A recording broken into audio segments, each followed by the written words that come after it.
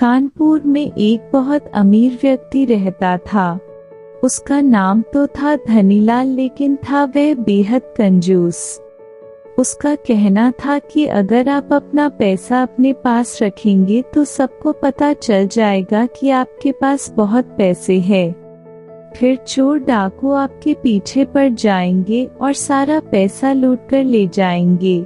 इसलिए वह अपना सारा पैसा छिपा कर रखता था और खुद एक बहुत गरीब व्यक्ति के समान रहता था। वह बंद लगे कपड़े, घिसे हुए जूते, रूखा सूखा खाना, यह सब देखकर लोग उसे भिखारी समझते थे। जिनको पता था कि वह धनवान है, वे उसे कंजूस कहकर बुलाते थे।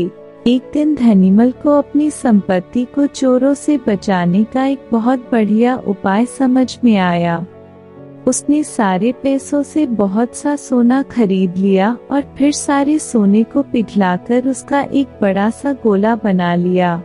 उसने कानपुर शहर के बाहर जाकर एक पुराने कुएं के पास एक गड्ढा खोदा और सोने का वह गोला उसमें डालकर गड्ढा बंद कर दिया। वह अब निश्चिंत था। अपनी तसल्ली के लिए वह रोज रात को आकर गड्ढे में देख लेता था कि उसका सोना वहाँ है या नहीं।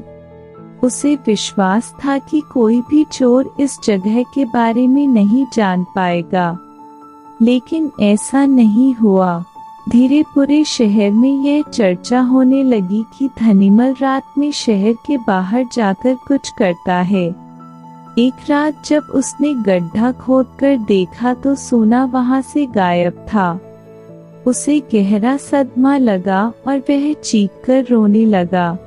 उसके रोने की आवाज सुनकर बहुत से लोग वहां आ गए।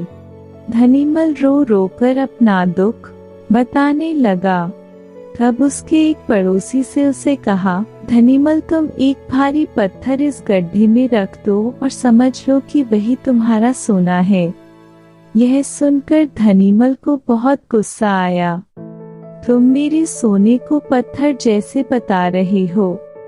वह बोला, देखो धनीमल, वह सोना तुम कभी इस्तेमाल तो करते नहीं थे। एक पत्थर की तरह यहाँ उसे दबाकर रख दिया था, तो फिर यहाँ सोना हो या पत्थर क्या फर्क पड़ता है? उसका पड़ोसी बोला, बात तो ठीक ही थी। धनीमल ने बहुमूल्य सोने को पत्थर के समान मूल्यहीन बना दिया। उसके बाद धनीमल ने मेहनत करके फिर पैसे कमाए, लेकिन अब वह कंजूस नहीं रहा था। अपने पैसे को वह अपने ऊपर और दूसरे लोगों की सहायता के लिए खर्च करता था।